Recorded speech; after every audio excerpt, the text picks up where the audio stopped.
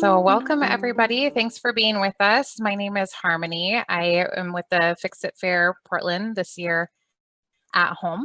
I am here with Heather from Portland Farmers Market. Welcome and thank you for being with us. Just a couple housekeeping things before we get going. We do invite you to ask questions and interact at the bottom of your screen as you're watching us. If you're joining us on Zoom, you can hover and it will bring up the chat function and then also Q&A. So at any point during the presentation or the video that we show, if you have questions, feel free to drop them in that Q&A and we will answer them live when we get to a point where we can ask them and it makes sense. Also, if you have any comments, feel free to drop those in there real time as well. If there are things that we cannot answer, we need to do some research, we will absolutely get back to folks either via our Facebook or we'll put it in the resource and when we post the videos online so that we have any lingering questions answered. So again, we welcome you to interact throughout the presentation and I'd like to give the floor to Heather to introduce herself. Thank you, Harmony. Hello, everyone out there. My name is Heather Morrill and I work for Portland Farmers Market. We run 5 farmers markets here in Portland. Our PSU farmers market on Saturdays is the one that's open year round, so you can catch us downtown every Saturday. I am also a member of a group called Cook First Portland, and our mission is to cultivate the Portland home cooking community. We want to inspire you to cook more. We want you to start wherever you are, cook with what you have on hand. Don't always worry about following the recipes. You can go off script, just cook something, enjoy it, share it with others. For the past year, we've had some programs and projects. We've been offering some hands-free workshops and had a seasonal recipe project. And you can find those at the farmers market once we're able to gather in person again. You can learn more about us at cookfirstpdx.org. I'll drop that link into the chat. You can follow us on Instagram at cookfirstpdx, and that website is where you'll find the recipes that I'm going to show you in the demo that's Harmony's going to play. So I'll see you on the other end to answer your questions. All right. I'm here to talk about how you can use your Oregon Trail Card to shop farmers markets this winter. That'd be PSU Farmers Market on Saturdays at the Portland State University campus, but many other winter market locations in the state. You could find all of them at doubleuporegon.org. And what happens at the farmers market is you're able to take your SNAP benefits from your card and the market will provide a SNAP match. The SNAP match comes in the form of Double Up Food Buck currency. So what you'd want to do is grab your card, find the information booth where the folks will be able to slide your card and remove benefits from your card. The benefits that come off of your card will come in the form of $1 tokens, and these you can think of as your benefits.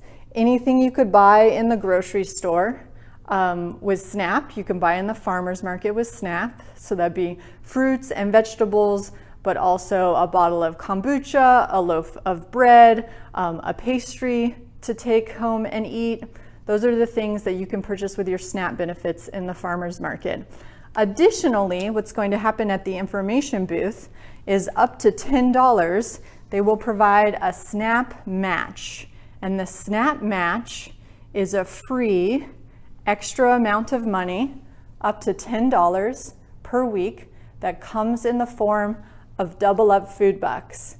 And Double Up Food Bucks, on the back side of them, you can see this list, and you can also read about it at doubleuporegon.org. These Double Up Food Bucks are for fresh fruits and vegetables, but that includes mushrooms and beans and herbs in the springtime, vegetable starts, and raw and unprocessed nuts. So Double Up Food Bucks is for more fresh fruits and vegetables. It helps support the farmers. It's a match, a free $10 for you to go with the money that you pull off of your Oregon Trail Card. And you could do that again at many farmers market locations year round. But if you wanted to look up the list, you go to doubleuporegon.org. oregon.org.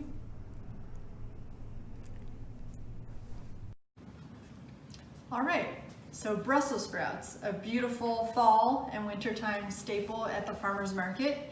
You can often buy them on a stalk like this, and they'll keep quite a while because they're still attached to the stalk, or you'll often find them already cut or broken off where you can buy them by the pound. I like to buy them by the stalk just for storing and sticking around, and it's just a really simple 3 preparations we're going to do of Brussels sprouts today. We're going to roast them, we're going to saute them, and we're going to just finely shave them and put them raw into a salad. So for this first roasting technique, super simple, I'm going to cut the Brussels sprouts from the stalk, and I'm going to just cut a couple of them all at once, or however many you're going to prepare. Watch out for your fingers, tips, with your sharp knife. Make sure you're cutting away from yourself. I'm going to get this beauty out of the way.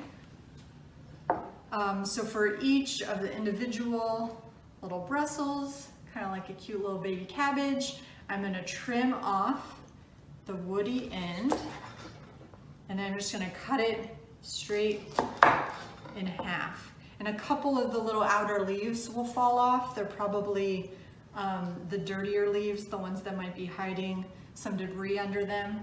And at this point, if you wanted to cut all of your Brussels sprouts in half, you'd give them a little rinse in the sink, but I'm just setting them, for time-saving sake, directly onto my pan. I have my army of Brussels. They're rolling around a little bit, but I'll straighten them out. So I'm going to do that with a couple more. I'm going to cut off the woody end and just turn it and cut it into 2 little halves. Let some of the leaves fall. I've got my compost bowl over here that's collecting everything, and line my baking sheet with my beautiful Brussels sprouts.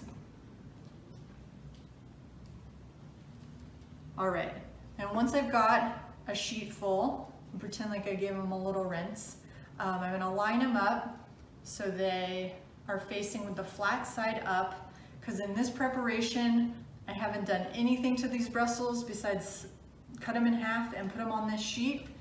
And I'm going to take bacon that I already cut into little slices.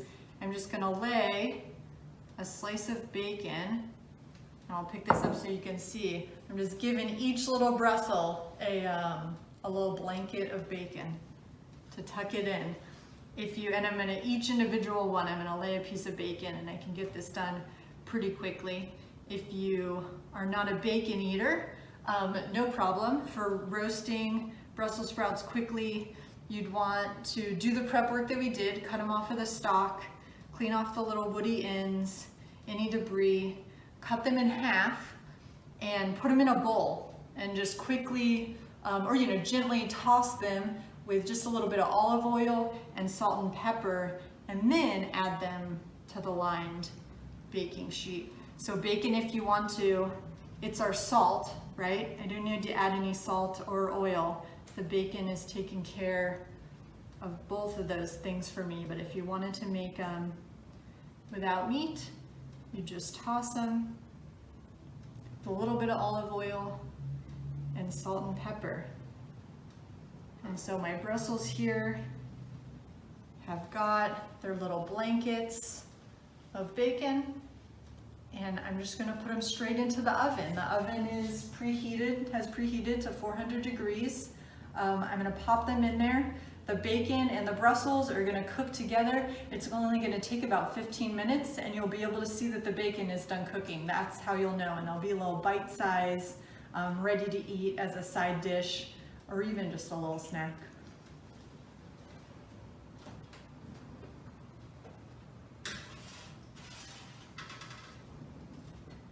All right, we'll give them about 15 minutes.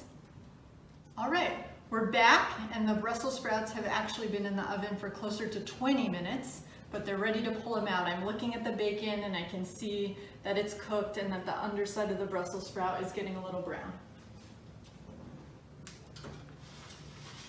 They're getting a little crispy. Really, I could smell them. And here they are. They've come out. I, of course, will like have a little taste soon, but I can see that they're getting brown underneath.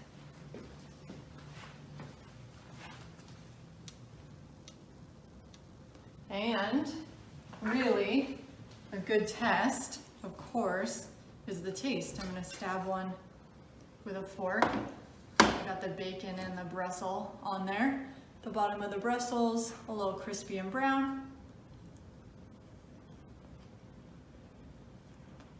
Definitely done and definitely delicious. Success with those Brussels.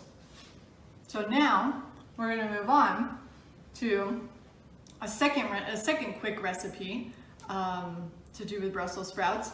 My stock is back, and I'm gonna cut off a couple more.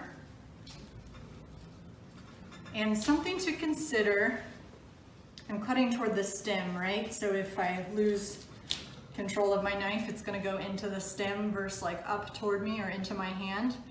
I'll cut off 3 more Brussels, and I'll get this out of the way again.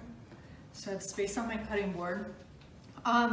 This is also a great stage to do some rinsing of the Brussels sprouts. There is sometimes a concern that if you get too much moisture into the Brussels, it's going to steam rather than get like crispy and cook.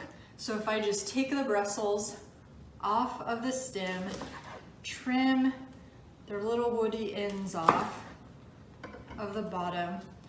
This is a great stage at which to give them a rinse where it's getting the outside debris off without getting too much water in there that might cause them to steam. So something to think about with your Brussels. You don't want them to get mushy, right? We're not, boiling is not one of the Brussels sprout methods today. We're doing quicker cooks that are just like nice and crispy bites to eat. In this salad, we'll actually be eating the Brussels sprouts raw. I've already just quickly shaved, I'd say, these Brussels sprouts and put them in a bowl, and I'll do that with a couple more. This time I'll set the flat end down. As you probably know, that's like the safest way to be cutting. It's not gonna move or slip around. And I just, as thinly as I can, don't worry about it being too thin, but I'm gonna cut the Brussels sprouts. That one Brussels sprout became this wonderful, like shredded, almost like a slaw. And that's how we're gonna think of this salad and prepare it, is similar to a slaw. Perfectly wonderful to eat raw Brussels sprouts. We're going to add some other ingredients to spice it up and make it a little bit more exciting. I've already thinly sliced some red onion. I like the bite of red onion, but sometimes it can be a little bit too much if it's like too much of a jolt to you. A trick is soaking red onions in some cold water, ice water, throw an ice cube in there if you've got one, for like 15 or 20 minutes. You'll keep the flavor of the red onion, but it'll get rid of that like more of a shocking kind of stinging of a bite.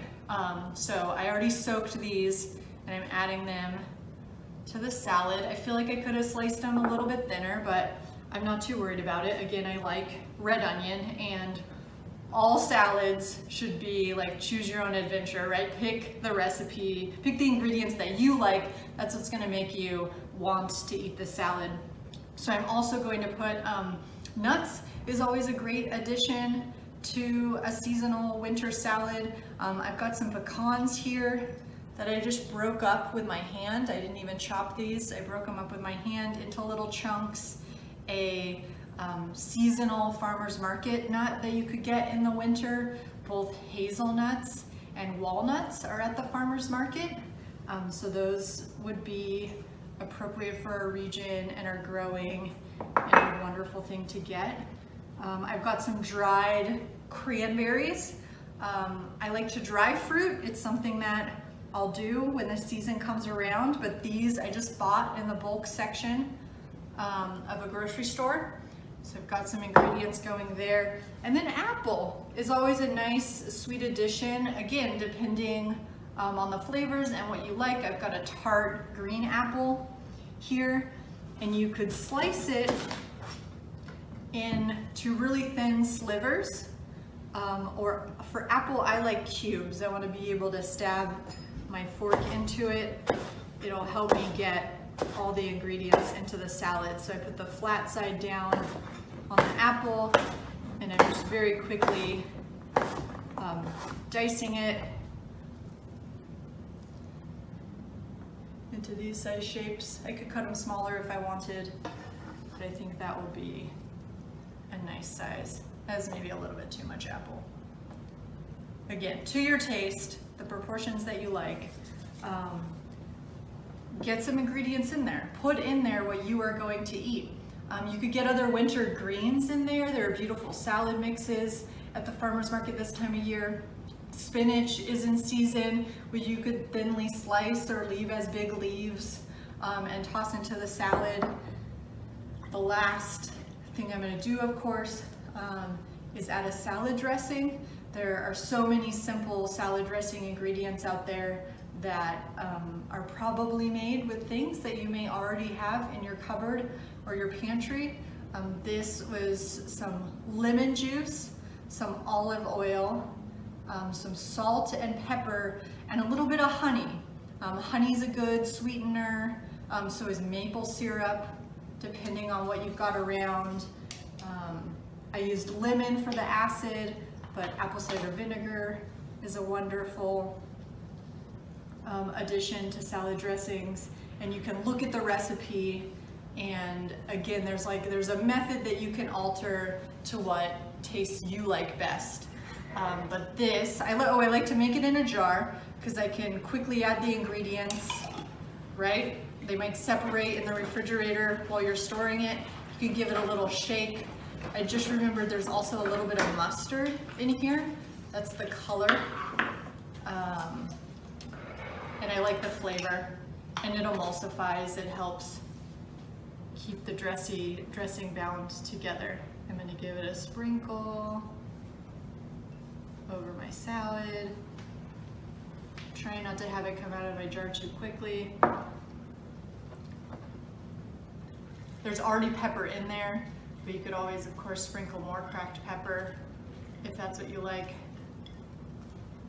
This is a beautiful winter salad made with just raw, shaved Brussels sprouts. I like the color of the red onion and the cranberry, and that's ready to go. That's ready to be a fresh meal to eat right now. It could be a side to my other Brussels dishes. You could have a full Brussels meal. And when I eat it, of course, this is why I cut the apples into chunks. I'm trying to get a stab of an apple bite onto my fork. There we go. It's a nice, crispy slaw. I'm a big fan of slaws. Again, add or subtract ingredients as you like them is always the way to go. All right, I've got my Brussels sprout stock, and we're now going to do just a really quick, simple saute, which is the way I most often, honestly, enjoy Brussels sprouts. So I cut one off of the stalk. I'll remove the woody end. With sauteing, it'll be really important to not have too much moisture in there. So at this point, I want to give the Brussels sprout a rinse if you see debris hiding under those leaves, but this one's ready to go. I'm going to very thinly, as thinly as I can, I'm going to slice the Brussels sprout. It's almost just shaved. That's how I would describe it. And I've got my pile here of Brussels sprouts that I've already prepared. I'll turn on my burner to a medium-high heat. Add some oil. This really quick dish is just going to be Brussels sprouts, olive oil, salt, and pepper. So my pan is on. This is an induction burner, so the oil is going in immediately. At home, you'd want to let your pan heat up and then add the oil, and then let the oil heat up. This one's very efficient, so the oil will get hot really fast. I'm just evenly making sure it's coating the bottom of the pan. I'm going to throw in a little Brussels to see how hot it is. Not quite yet. Oh, it's getting there. It's getting hot. So really quick, just medium-high heat. Our oil is heated. I'm going to take my beautiful shaved Brussels sprouts, and as I drop them into the pan, I'm just giving them a little squeeze. I'm breaking up the Brussels sprouts, so they're becoming like individual leaves, similar, just like the slaw, the shaved Brussels sprout. I'm going to get them in the oil. I can already smell that they're cooking. Give them a little sprinkle of sea salt, a couple twists of pepper. I like a lot of pepper, so I'm not shy about it. And these are already, the ones that were on the bottom are starting to brown. So the oil is hot, so it's getting the Brussels sprouts nice and crispy.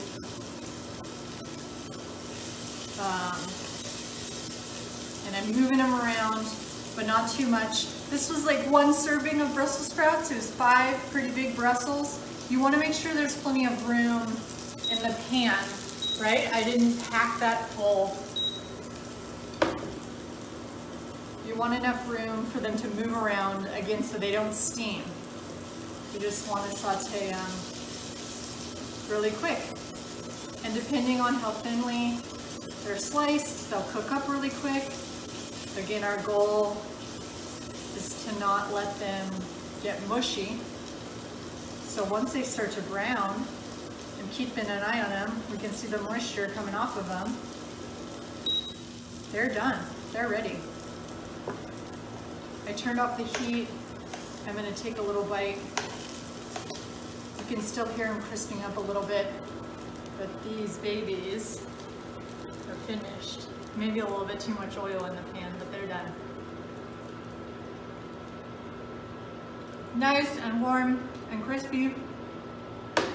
They've got the crunchy texture of the vegetable. We haven't turned them into mush, but they've got that little bit of that browning or caramelization that we like to see with the flavor of the salt and pepper.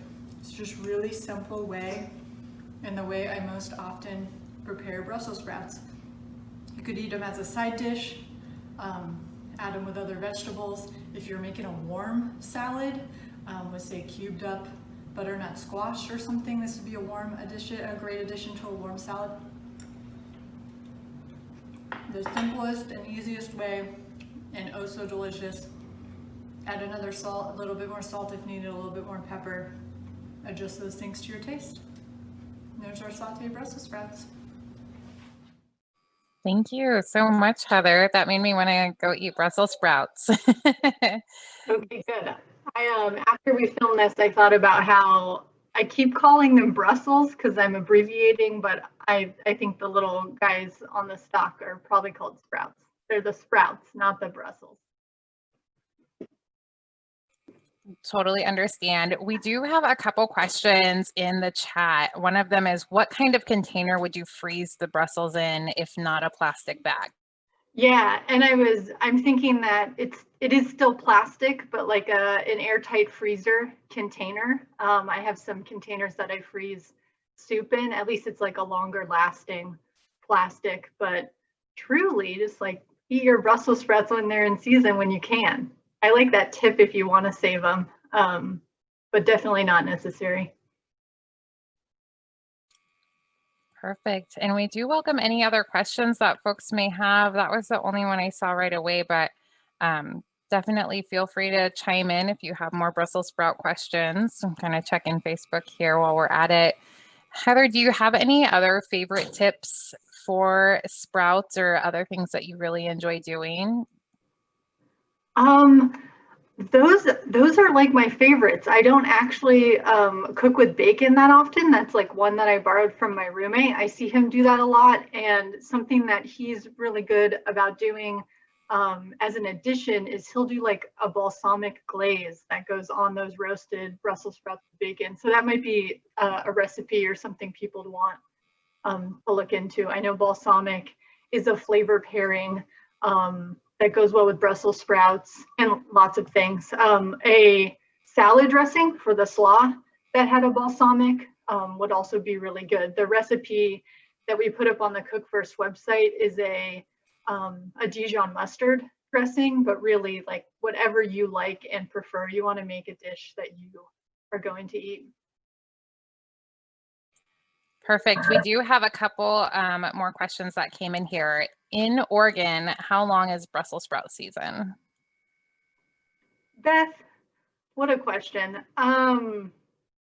It is right now, and I feel like we are headed kind of toward the end of it, but it is winter. So they're common through fall, like through November and into winter. As a member of the like brassica family, they're there when those cabbages and those other hardy winter vegetables are with us. So it's been a couple months and it'll last a little bit longer, but I think they're starting to kind of end. They're getting toward the end of their season.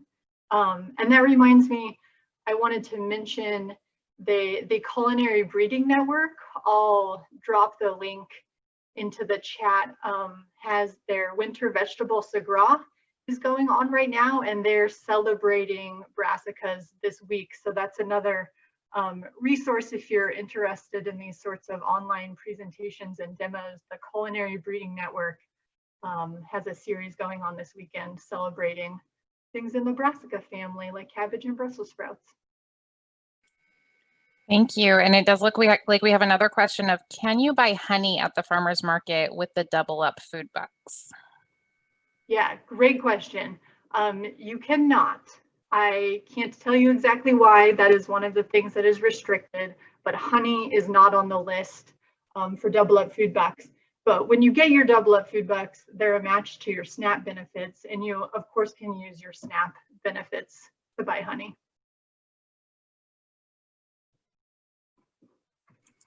Perfect. Well, thank you so much. I'm just double checking that we don't have any other questions. There is some appreciation that they love these recipes and that they didn't rely on balsamic. I know that you threw that out there, that could be an addition, but it is good to get other ideas. I am going to drop in the chat here if folks come up with other questions that they can email us at Fix It Fair, and we will absolutely get those answers and add them to either the Facebook or the website or both for you as well.